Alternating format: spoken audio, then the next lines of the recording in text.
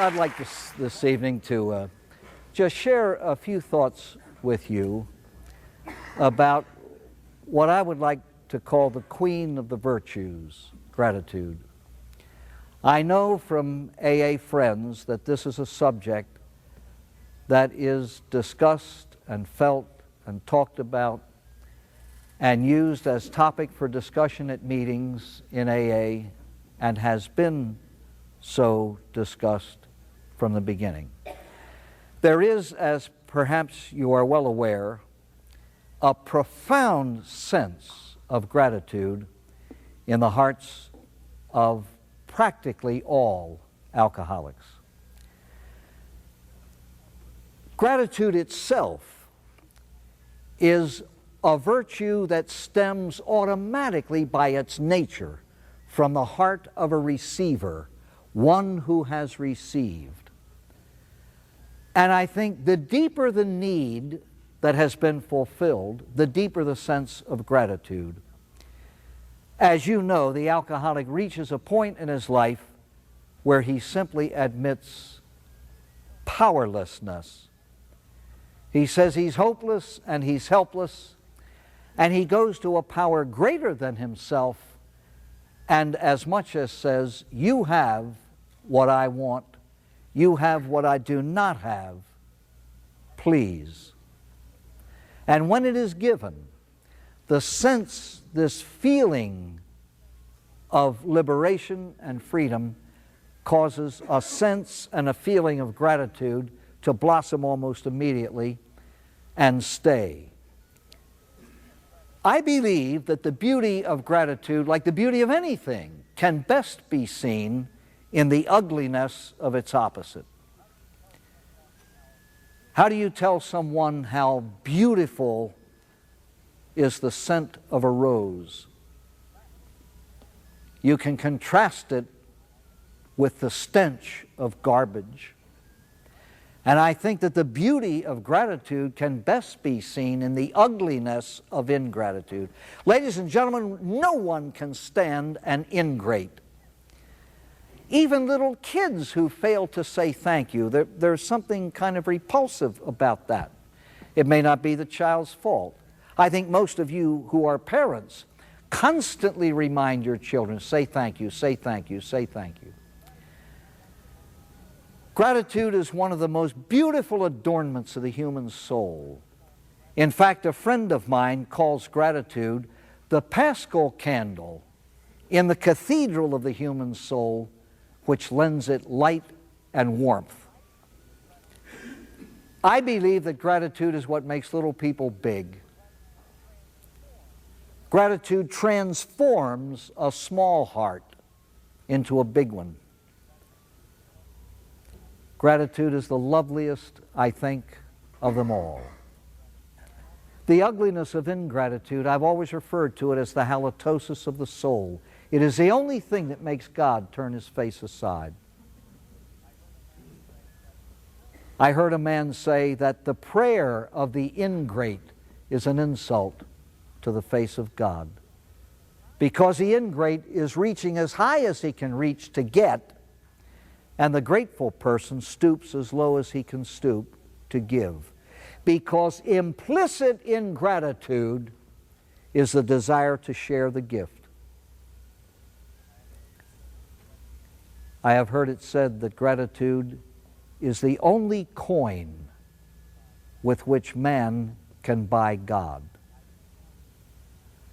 I feel very strongly, and I hope not irreverently, I do not mean to be flippant when I say that God is a sucker for gratitude.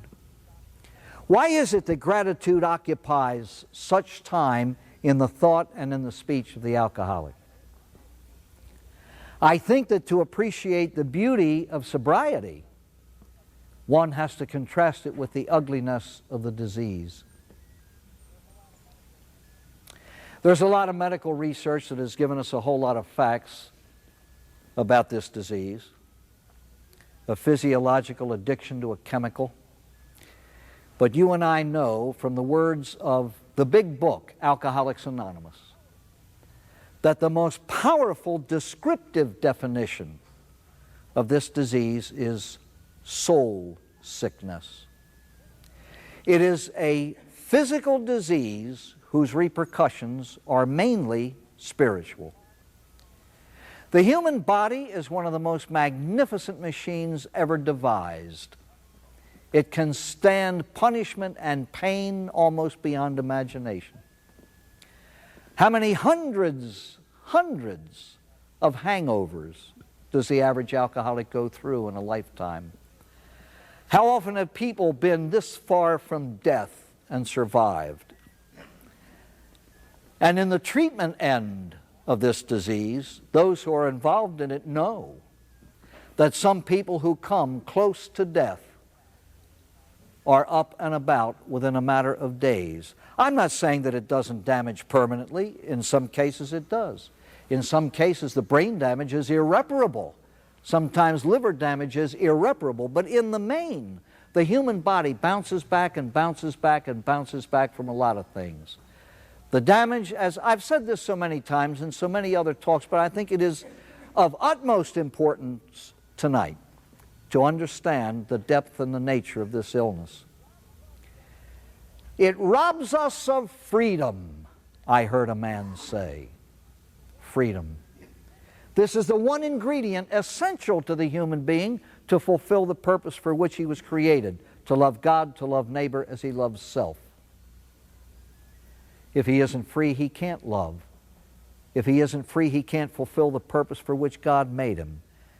And so he winds up frustrated. He winds up isolated from those three things. The three relationships he was created to have are all but destroyed. He's isolated from God because he isn't living the way he knows God intended him to live, because he's living against his conscience. Every alcoholic lives for a greater or lesser period of time in denial. A denial is a prostitution of the soul. The human mind is built for truth, not lying, not fallacy, not misconception, not half-truth. It's built for truth. And it is prostituted when it allows itself to accept and spread the lie. And the alcoholic not only verbalizes a lie, he lives it. The alcoholic lives a lie. Does not the alcoholic function in such a way as to try to get others to believe he's not drinking when he's drinking? Does he not cover up his drinking? Does he not lie about the escapades and on and on? And he does this for years. You cannot trample on your conscience without pain. So many alcoholics have been isolated from God to such a degree that many of them say there simply is no God that handles that problem. When Bill Wilson, the co-founder of AA, went out to people saying, get right with God and you'll be able to quit drinking, half of them turned him off. One change was made in the 12 steps. In step 2, he had said, we came to believe that God could restore us to sanity. And that term God was so threatening he had to substitute a much more generic term until the alcoholic had enough freedom from alcohol to be able to accept in the 3rd step God as we understood him. If a person is not living according to the rules that God has laid down and figures in his own sense of guilt that he is displeasing to God, how can he have any kind of peace within himself? He hates himself.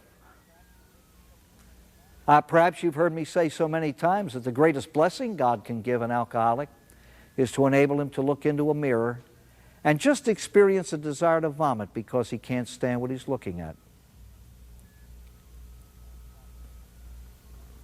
By the way, I can take seriousness for so long, but I was just reminded of a wonderful Hal Roach story. He's Ireland's wonderful comic. He's talking about an Irishman who was walking home drunk one night with a pint in his pocket, and he fell. And when he got up and started to stagger home, he felt this trickle going down his leg, and he prayed, please, God, let it be just blood. And it was. And he got home, and the wife was snoring. She was asleep, and he snuck by her into the bathroom, and he took his clothes off, and he had a nick or two on his backside, and he was trying to see it, and he couldn't. Well, anyway, he reached for the Band-Aids, And when his job was done, back into bed he crept. And in the morning when he woke up, he pretended that he had gone to bed earlier than he had. And she was furious. She says, "You was drunk last night." "Ah, no, darling," he says, "I wasn't drunk at all." She said, "I knew you was drunk the minute I walked in the bathroom and saw the Band-Aids on the mirror."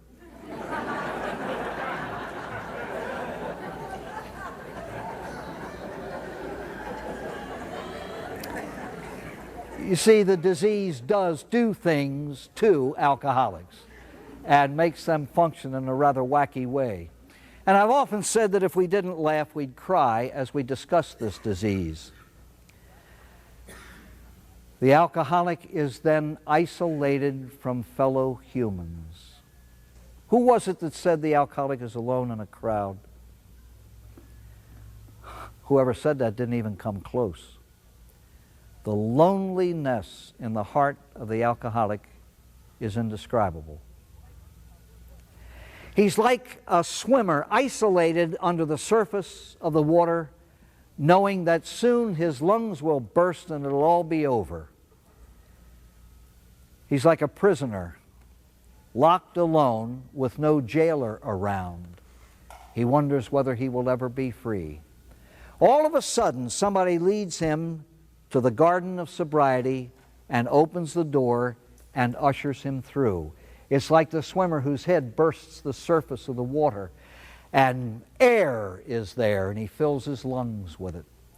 And the fellow who walks into the garden of sobriety and there is the well of sobriety and he gulps its pure water as if there were no tomorrow. And this feeling of being set free enters his soul. And he wants to tell the world about it. I think in AA, I have heard at open meetings many, many AA stories.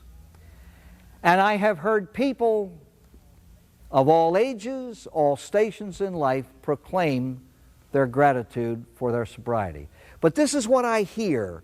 Whole lists of things to be grateful for, and very rarely, for whatever reason, I don't know, very rarely do I hear AAs say what they do to express the gratitude for these things.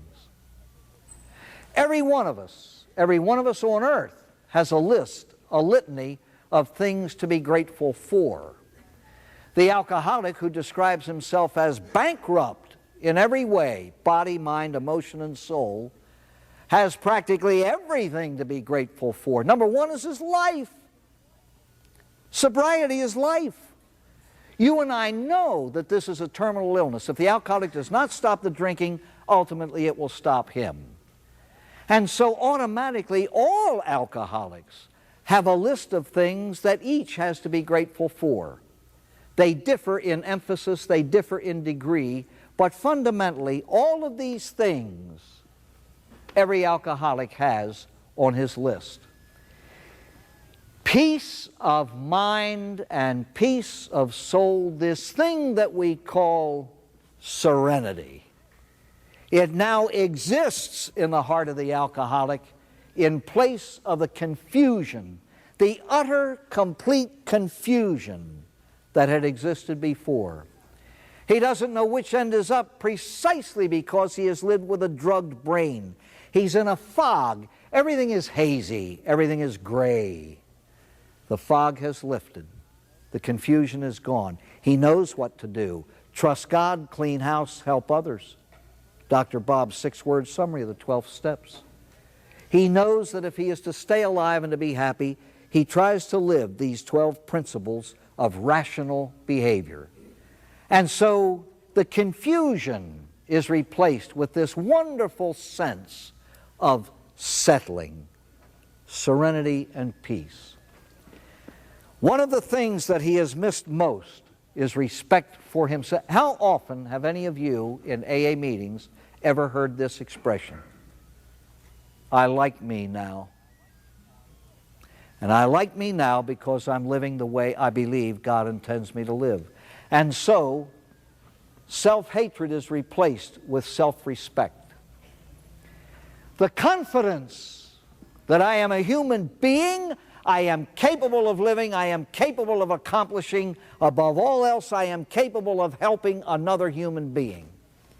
Self-confidence replaces the utter helplessness. The alcoholic says, I couldn't even help myself. How in the world could I help somebody else? Now he can. Now he can. Faith, a deepening of his faith in a power greater than self, because he has experienced it. And it takes the place of despair. I have often said despair is one thing printed on the sheet of a theology textbook. It's another thing to experience it here. Again, like a lot of pain, it's indescribable. Hope takes the place of desperation. I have heard at graduations in treatment centers these words: when I walked in the front door of this place, I simply felt hopeless. It was hopeless. This was my third or fourth or fifth treatment. This will be another of the same. There was just no hope. Courage takes the place of fear. I've heard a man say, when I was drinking, I used to believe that people could smell my fear. I reeked of it. They always speak of the irrational fears in the soul of the alcoholic. He's scared to death and doesn't know what he's scared of. Fear is a universal feeling in the souls of alcoholics and addicts of all kinds. Fear. Don't know what you're afraid of. Just afraid. Afraid of the mail. Afraid when a telephone rings. Adult people, physically adult people, scared to death when the phone rings.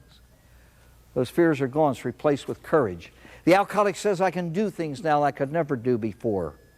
I attempt things now that I would have been scared to death even to think of before. I walk up to strangers and offer them my hand and my help and my hope now. I would never have dreamed of doing that before. The respect of others. I wonder how many of you listening here right now have ever asked these questions.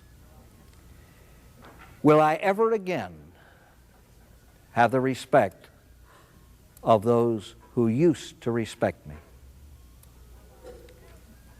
Will I ever stop causing pain in the lives of those who love me?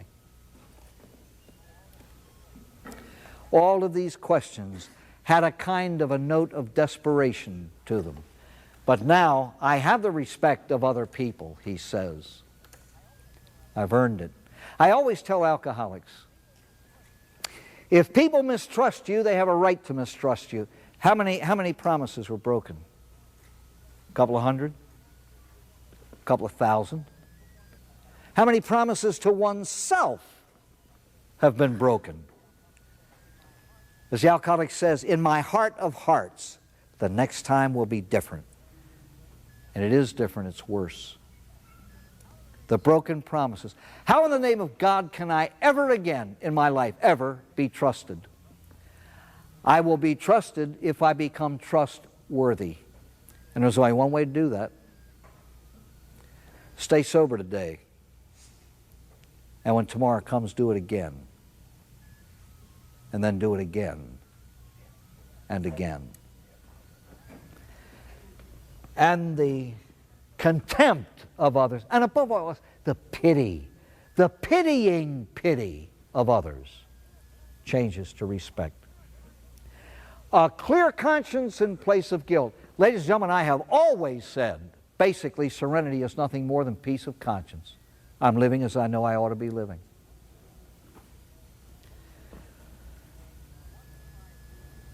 What will I do with all the hours I spent drinking? This is a question practically every alcoholic asks. God, I spend days in bars. I spend days in the loneliness of my room. So what will I do with all this time? Stay sober and you will pray for a 36-hour day. You will. There are too many people to help. The loneliness has given place to the friendship of true friends now. Hey, what's going to happen to my friends when I go home from treatment? What do I have to look forward to? Let me tell you something. I've always said to those leaving treatment, your true friends will be grateful. You're no longer an embarrassment to them. You're no longer acting like a twerp when you get drunk. You're a pleasure to have around. They actually invite you to their homes. The rest will disappear because your sobriety will be an indictment of their drinking. What do you have to be grateful for? The courage to say no thanks when offered a drink. The courage even to say things that you wouldn't have been brave enough to say before. By the way, how do you ensure, if somebody keeps pressing you to drink, how can you ensure that after they ask you once, they will just not return? This way. Somebody comes up to you and says, would you care for a drink? You simply say, no thanks, but I'll take the money. They will not bother you again.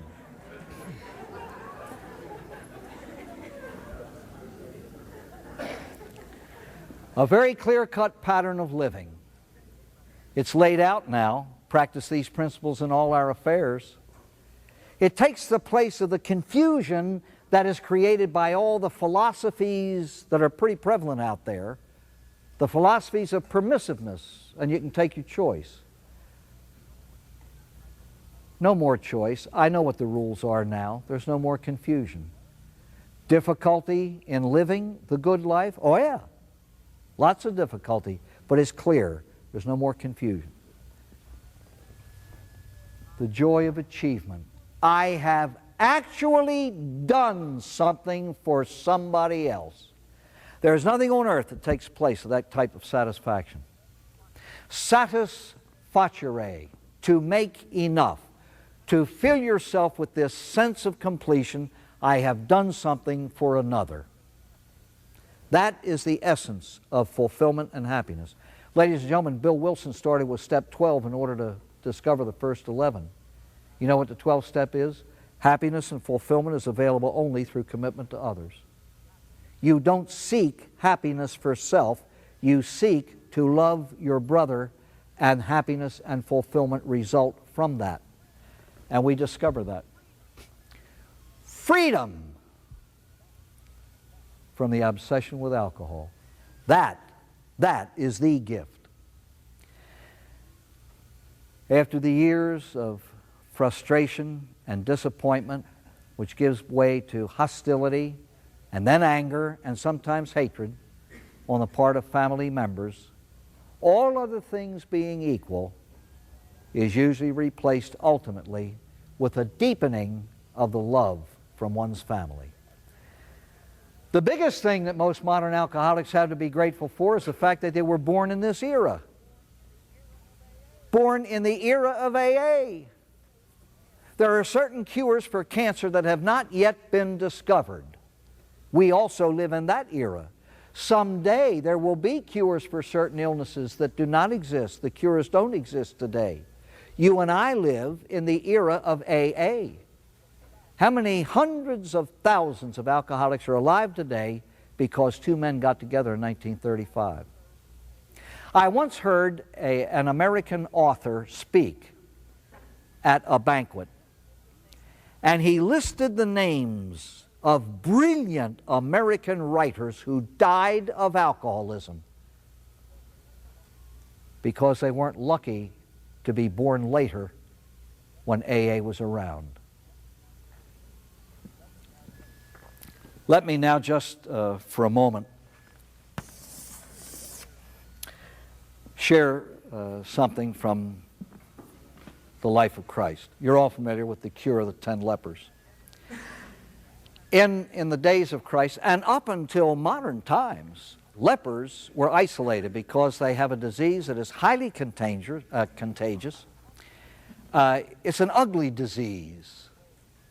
It eats away at the external extremities of the human body. In his day, they were isolated in the hills. You know what was significant about their asking for help? They cried out from afar. They had been relegated to caves in the hills, and they had to yell to be heard, "Son of David, have mercy on us." And he said, what do you want? He made them ask. Made them ask. God wants to be asked. He wants the alcoholic to acknowledge, you have what I don't have. May I please have some? And so he said, what do you want? They said, what do you mean, what do we want? We want to be clean. He said, go show yourselves to the priests. All right, on the way they were made whole. Please listen to this. I think it's important about this virtue of gratitude. I cannot help but believe that all 10 felt grateful. You cannot have something like leprosy lifted from you without feeling something. I believe they all felt grateful. One acted. And the response of the giver was, weren't 10 made clean? Where are the other 9? And so, I remember once a man saying to me, he said, I was shocked almost out of my seat one night in an AA meeting when a fellow got up and he said, my name is so-and-so and I'm a grateful alcoholic. And he said, it struck me, I hadn't thought of gratitude for 3 weeks. And he said, it worried me half sick. I know we have to be grateful. A man I know defines gratitude as the hinge on which the sober life swings. It is the essential. Have you ever heard this? If you do this, you'll get drunk. If you do that, you get drunk. I've heard people threaten brand new alcoholics almost to death. Do that, you get drunk. Don't do this, you'll get drunk. So I know people who do it all and stay sober. Wouldn't give you a dime for their sobriety, but there are people, and you know a bunch of them too, they live their own lives, but they don't drink.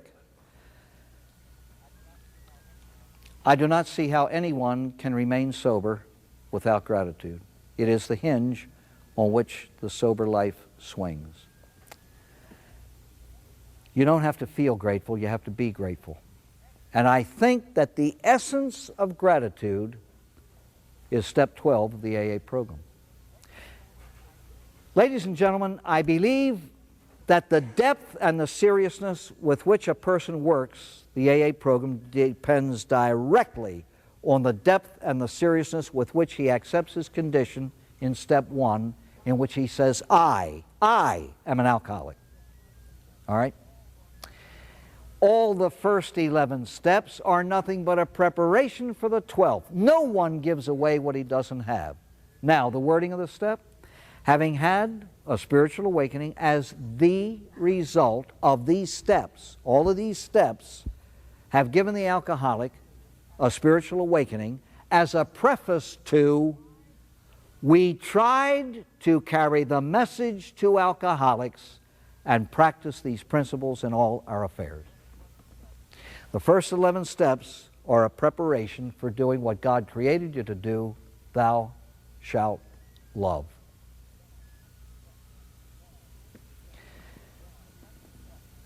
The 10th leper was grateful. He, as well as the other 9, felt it.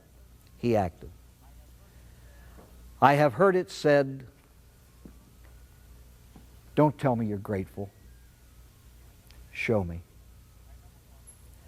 I remember once a young man, friend of mine, happened to be an alcoholic, a member of AA,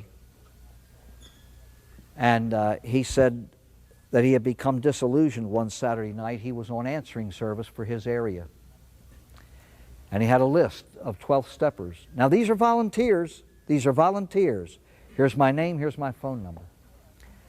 And he said that a fellow at an 8:30 meeting had that whole room in tears with how grateful he was for his sobriety. He said he was absolutely brilliant, articulate and wonderful. He gave a whole litany of things like this that he was grateful for. And he literally had everybody in tears. When I come home from work now, my little girl hugs me around the neck and says, I love you, Daddy. I'm able to eat a meal and enjoy it. I'm able to experience and find happiness in the beauty of nature. I mean, he went great. Let's talk for an hour with how grateful he was. About an hour and a half after that AA meeting, this fellow got a call. A drunk was in need. Lived around the corner from this man. And he called him. He said, I have your name here. You're on the list, 12 steps. He said, there's a fellow called for help. Can you take the call? And this was the response. I'm tired.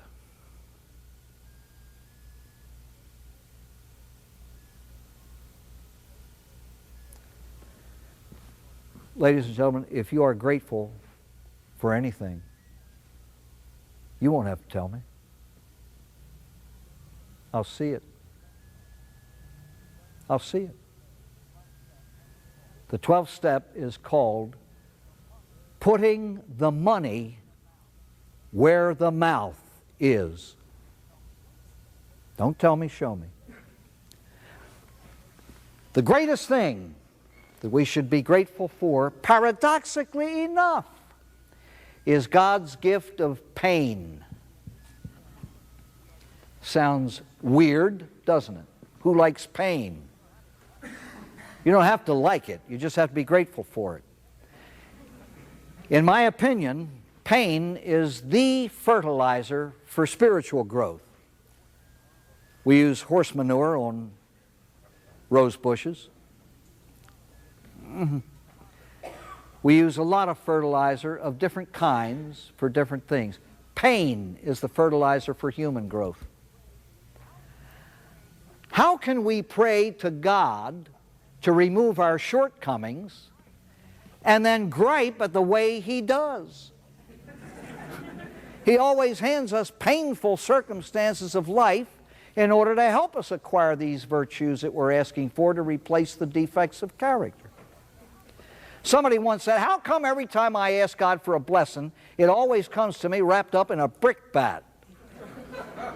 Fellow said, I never knew they came any other way. Spiritual children thank God for the ice cream cones of life. Adults thank God for the pain that brought it. I once heard a woman say, I'm very, very grateful for my sobriety, but I cannot understand these people who say they're grateful for being alcoholics. How in the name of heavens can you be grateful for a disease? I don't think she understood the lesson that life teaches. I'm not criticizing her. She was very young in her sobriety, and I just feel certain that she must feel different now. Isn't it your alcoholism that has given you appreciation of sobriety? I always tell non-alcoholics, you really don't know what sobriety is. You've never lost it. You have nothing to contrast it with, really. You can imagine, but you really don't know. Pain is the most wasted resource on earth.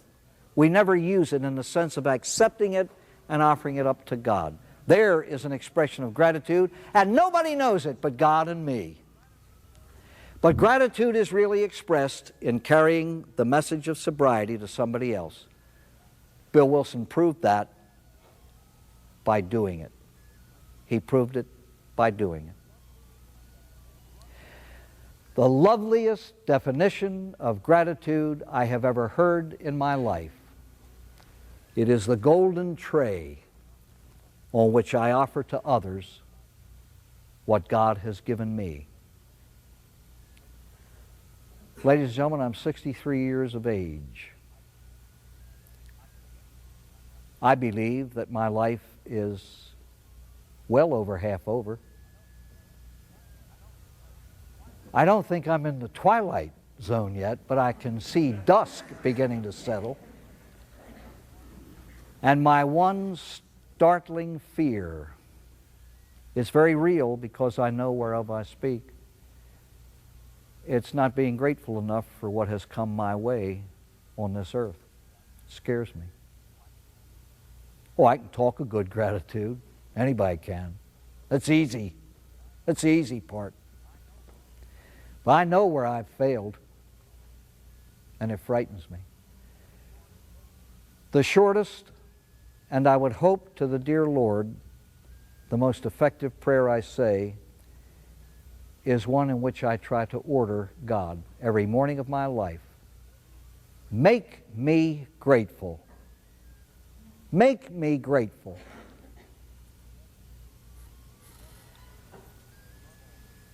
A lovely, realistic prayer. You've all heard it, I'm sure. Thank you for what you've given.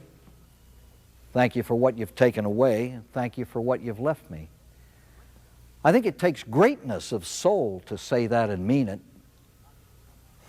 I don't know whether I'm capable of doing that 100%. But I do know this, for what it's worth, I do have feelings. I am grateful for many things, a lot of this, but above all else, for you.